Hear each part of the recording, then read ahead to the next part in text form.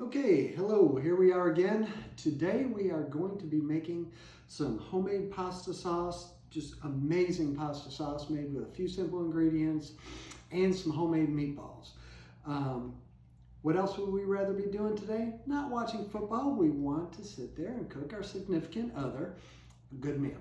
So, while we're watching football, we're going to do this up. Just like last episode, we're going to dice up some onion, crush up some garlic, and this time we're going to chop up, all we have here for spices is basil, and then we're going to put in a little olive, and right here is some fennel seed, whole fennel, and some black peppercorn. Going to toss these into a pan just so they can just start roasting a little bit. And okay, so we've toasted the spices, the black peppercorns, and the whole fennel. What I'm going to do now is transfer them over to this little spice grinder, and this is going to make the kitchen smell amazing. If you've never smelled toasted fennel done in the spice grinder, okay, so we've got everything chopped up here. You'll notice I don't have the garlic chopped up. Last episode, you sat there and I told everybody about how to mince it and then crush it with salt. This is a little easier. I'm going to use the garlic press this time. So we've got the black olives, the basil, the onion, and the garlic. What I'm going to do now is saute, just sweat out the garlic and the onion, and then add this to the pot just before we put in the tomatoes.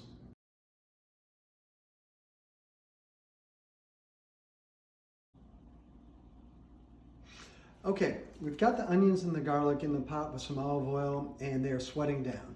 We've got this on about a medium-low heat. We don't want it frying. We just want it nice and sweating down, not so anything gets brown.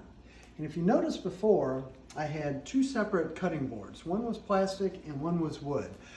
I always use the plastic cutting board for my onions and garlic. I don't want that odor sinking into my wood cutting board. Okay, so the onions and garlic are sweated down. I'm going to add the black olives and the 2 bunches of basil into the pot.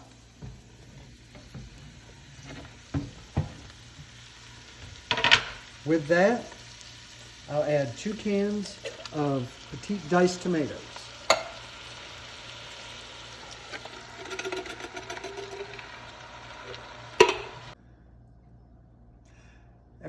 After the tomatoes go in, everything's in there. We want to give this a stir, turn down the heat to a low simmer, cover, and let it go for about 3 to 4 hours.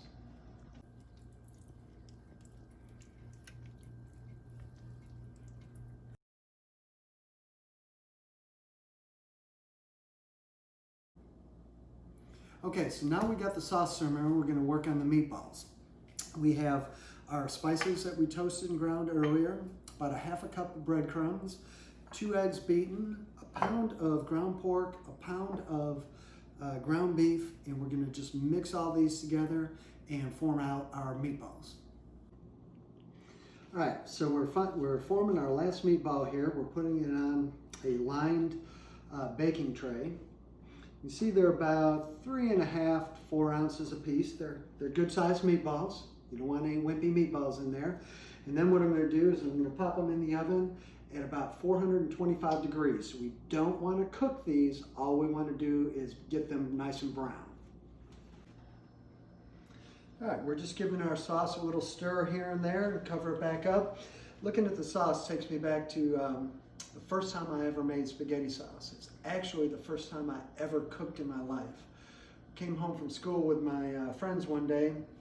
They always had to make dinner before their mom and dad got home.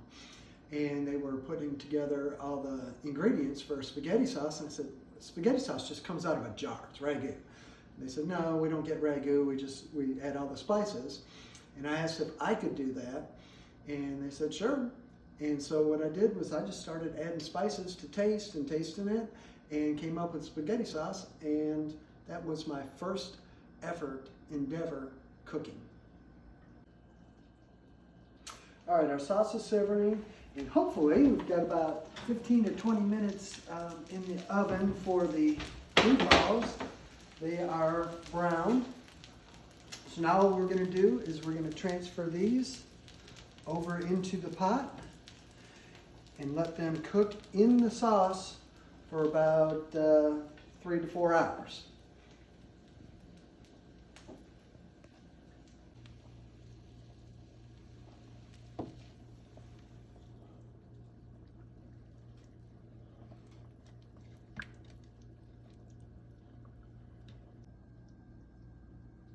Okay, so if you come close and look, we've got them right here. They're all nestled right down in the sauce, simmering away. And all we're going to do, put the lid back on and let it go.